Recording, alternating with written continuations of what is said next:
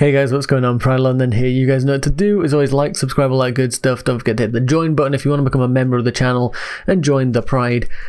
And yeah, let's get into it.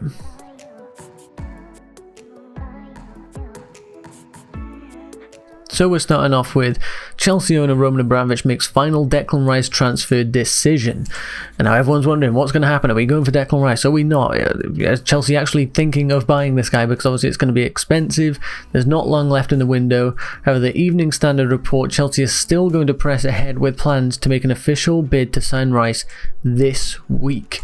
So there we have it. Chelsea are pressing on Declan Rice. We knew that they definitely still wanted to get him this window, but were they actually going to realistically believe that they can get him for a reasonable fee and that West Ham would drop that £80 million price tag down here? But let's have a look. Reports have suggested that West Ham value the 21-year-old at £80 million, which would take Chelsea spending well over £300 million if they secure a deal for Rice. And then goes on to mention that he was the captain and all that sort of stuff for their recent game and is apparently happy at West Ham, although we've definitely heard quite reliable reports saying that he's been pushing a move essentially, not going as far as a transfer request yet, but has been saying to West Ham, look, make this deal happen. I want to go as easily as possible, sort of like the Messi Barcelona situation, although ironically not as messy as that situation, because it's not as public. And Declan Rice is sort of saying like, look, I want to go, so allow it to happen. You know, you can get a reasonable fee for me. I can go to a club where I can get, you know, the bigger wages that obviously West Ham can't offer. I can be in a better chance of getting into the England setup, really, being at Chelsea if he performs well with us. And of course, you know, he's got the possibility to win titles and Champions Leagues and all sorts of trophies when he comes to Chelsea. So he's pushing the move. West Ham obviously aren't going to allow that to go at all public, so they're standing by that he is very happy at West Ham. However, I think we know Declan Rice wants this transfer to happen, and you never know, West Ham might get relegated in this season. Maybe next year he would have gone for a lot cheaper, but it looks like Chelsea, I can see the desire we have for a defensive midfielder, especially one that has the sort of passing range that he has and the leadership qualities at only like 21 years old. So I really do think Declan Rice would be a great acquisition for us. Do I think he's necessary? No, I think our squad is capable of getting top four and, you know, challenging for the title this season. Once we sort of get into a bit of a rhythm and we've got our, you know, Ziyech and Pulisic, our two best wingers, realistically fit, maybe then we can start looking at a bit of stability in this team. But until then, we probably are going to see a few dodgy results like the West Brom game. But all in all, Declan Rice would be a great acquisition for us, and if we can get him in this transfer window, I do believe that means we don't have to spend much at all for a few windows, because we have built such an expensive and, you know, well-fitting team if we get Declan Rice on board. So we'll see how this one plays out, but Roman Abramovich has sort of greenlit it, green tick, and just said, yep, we'll make this happen. We're going to bid from this week.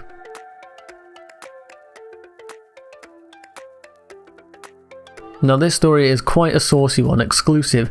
Lampard fury as Alonso tries to watch second half on bus, not with team. So of course in that game against West Brom, we know Alonso was at fault for two of the goals probably. Definitely had an awful performance, and rightfully so, Lampard was furious with him. And this article goes on to mention here, Chelsea coach Frank Lampard handed Marcos Alonso a furious dressing down in front of his teammates after the left-back tried to watch the second half of their game at West Brom on the team coach, on the bus, rather than with the rest of the substitutes. Multiple sources have told The Athletic that Lampard confronted Alonso following the 3-3 draw on Saturday evening, having discovered he went to the bus on his own without permission after being taken off at half-time. He was one of the two that were changed at half-time when we had an awful 45 minutes against West Brom that saw us 3-0 down. Of course, you know, let's not relive that more than we need to. Let's put that in the past. But apparently Lampard was absolutely furious with him. Apparently there were players in that dressing room that were absolutely shocked. They'd never seen Lampard like this angry. I guess, you know, he's a very assertive guy in a sense, in that I can imagine he comes in there and he tells it how it is. You know, he's won the trophies that these players want to win with Chelsea. So he's got the authority to sort of come in there and be like, look, you're not good enough, and they'll listen to him because he's done it at this club. So for Lampard to come in and apparently be furious, understandably so, that shows a lot of lack of team cohesion, a lot of care from Alonso to try and go off to the team bus to go and, you know, watch the second half on your phone or whatever on the screens on the bus, rather than sitting with the substitutes and with your team, because, you know, you are a team. If you come off at half time, yes, that's because you've done bad, but you have to go back to that bench and you have to watch the rest of your team try and like mop up the mess that you made. And that is absolutely appalling from Alonso. I do not rate what he's done at all there. I'm glad Lampard's had a go at him. Probably good that he did it in front of the dressing room to really sort of set a tone of like, this stuff does not fly. And a few players have apparently contacted, you know, during this Athletic exclusive that they've got. Apparently the Athletic got the impression that players are thinking that's Alonso's last game for the club. He will never play for Chelsea again because of how angry Lampard was at him for making those mistakes. You know, there were schoolboy errors. He left his team in a vulnerable position and it's cost us points, and you just can't do that at this level. And it showed a lot of lack of care from Alonso then to after that be like, I'm going to the bus, I'll see you later. Not on at all. So good on Lampard for giving him an absolute talking to in that dressing room. Hopefully that gives, you know, a bit of a boost to the rest of the guys, being like, okay, you know, we have to hit a standard here, admittedly a pretty low standard, you know, just don't give away 2 goals, otherwise the boss is going to be furious with us and we might never play for this club again. So, you know, it sets a standard at least for the rest of the team.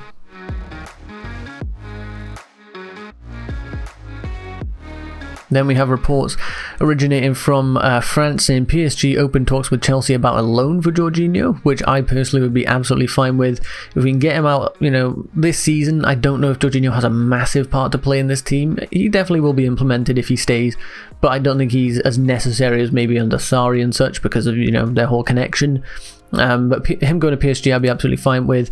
Arsenal also very interested. Nope, that's a no-go for me. I'm not down to be strengthening a rival, so nah, that one's not happening for me. They can keep going for Houssem Aouar out in the French league.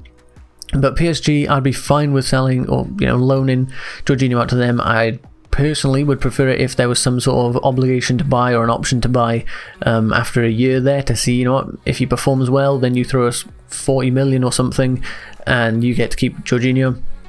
That way we get him off the wage book for a year, because he's probably not going to, you know, be the first name on that team sheet, especially if we bring in Declan Rice, Kovacic, Kante, Mason, Ruben, Barkley. That's enough players to get into that, you know, centre midfield spot, as well as, of course, like Billy Gilmour on the fringes, Ethan Ampadu when he comes back from loan. He'll be interested in, you know, the DM or centre back role. So we got plenty of players for that position. Let's just get a bit of money for Jorginho. If we're not going to play him this year, at least let PSG take him for a year. If they like him, they'll put an offer in and we might get a wad of cash for Jorginho.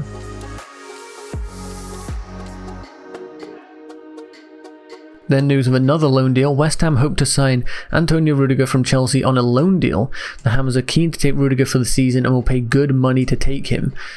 So interesting one. I guess they're interested in paying his wages or maybe just a set fee for the season. I'd be fine with that, I think. But then it does sort of make me worry in that we've got Christensen, Tomori, Thiago Silva, Antonio Rudiger, you know, misses out, Zuma. So we've got 4 centre-backs. That's usually enough to get you through. I guess if we did have any problems, we'd have to call someone up from the youth and the under-23 sides to come and play for us. But 4 centre-backs, I guess, should be enough for the season. I just worry because, of course, Tomori doesn't tend to feature all that much for us, even though I think he's probably one of our better centre-backs. And Thiago Silva is 36, so if he does start getting injured, Zuma's had a few injury problems in the past, you know, we start seeing a few injuries, we might be looking a little dangerous there. We might have to be playing like 6 foot Azpilicueta at centre-back, which might not go so well. Even though he's done jobs for us there before, do not get me wrong, Azpi is an absolute beast. But this deal, West Ham, Antonio Rudiger, I think I'm fine with that one. They definitely need to strengthen their defence a little bit, although fullbacks I believe more so. But Rudiger could do a job there. I'm sure he'd be good for them.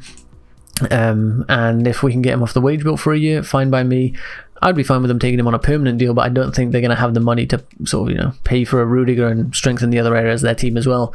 So on this one, I'm fine with it. I don't know how likely it is. We'll see how it pans out. I'll keep you up to date.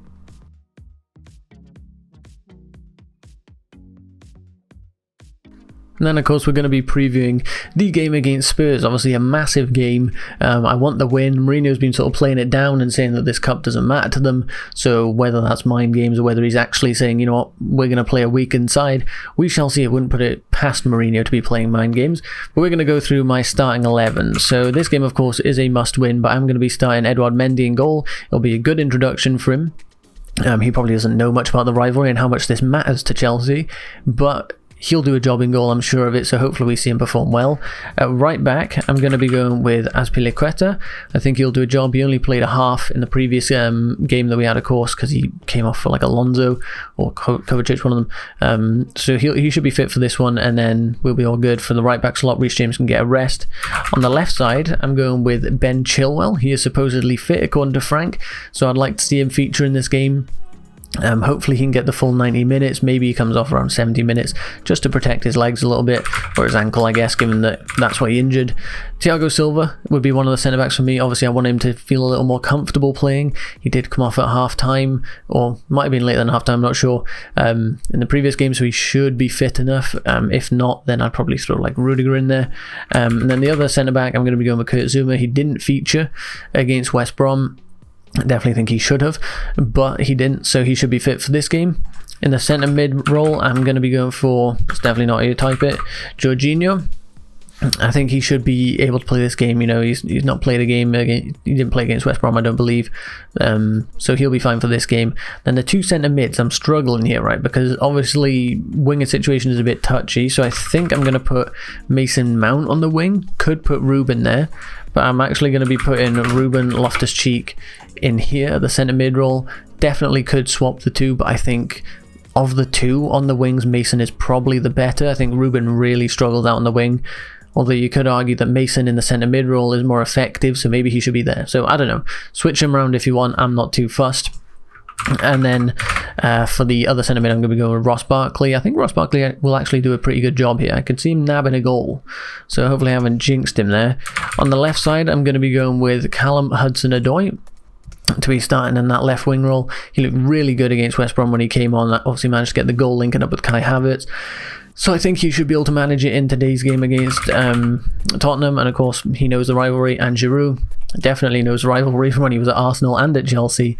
And I think he will start, and I think he'll be able to do the job for us. He came on, got a few minutes against West Brom, looked decent. Of course, got the goal against Barnsley as well. So let's get Giroud in there, score a goal against our London rivals. I think that team is definitely solid enough to get us a win. We'll see Ben Chilwell in action. That'll be lovely. Aspi for that little calm composure. Let's not have a 3-0 in 30 minutes like we did against West Brom.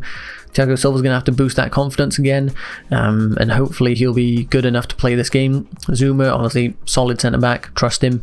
Edouard Mendy starting his first, well, I was going to say Premier League game, first cup game for Chelsea, but first professional appearance for Chelsea. Hopefully we'll have an absolute banger and can show us why we've brought him in. Jorginho obviously has a point to prove him, you know, why he should be starting, so he'll perform well, I'd hope.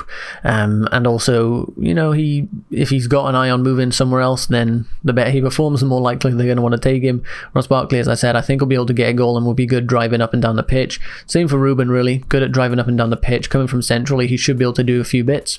Mason Mount on the wing, not ideally who we'd have there. Of course, I'd rather have like a Ziyech on that side, but he's not fit and neither is Pulisic.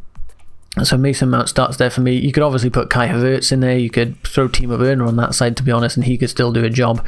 But I think Mason Mount probably will start this game, unless he's not feeling, you know, recovered from the game against West Brom. He did put in hell of a shift. Hudson-Odoi on the left side, as I said, I want to see him put in a shift. He knows the rivalry. He knows he can get that goal now. So want to see more from him. And Giroud up front. Headed goals, please. Let's just cross the ball into Giroud and let him work his magic, because he's great inside the box. So that is going to be my team. I think we'll win the game. Of course, it's against Tottenham. I believe we are away, but they got through to this round quite cheaply because Leyton Orient couldn't put a team out, so I think they deserve the loss, and I'm going to go for a 2-1 win to Chelsea. I think it'll be a tight game, but I think we will manage to nick it, and hopefully we get the win. Hopefully we're through to the next round. If we're not, worst case scenario, you know, it's not the biggest competition in the world to lose out on. I'd rather beat them in the league, but at the same time, silverware, and I'd rather take a trophy than nothing at the end of the season, and a win against Spurs feels like its own little trophy.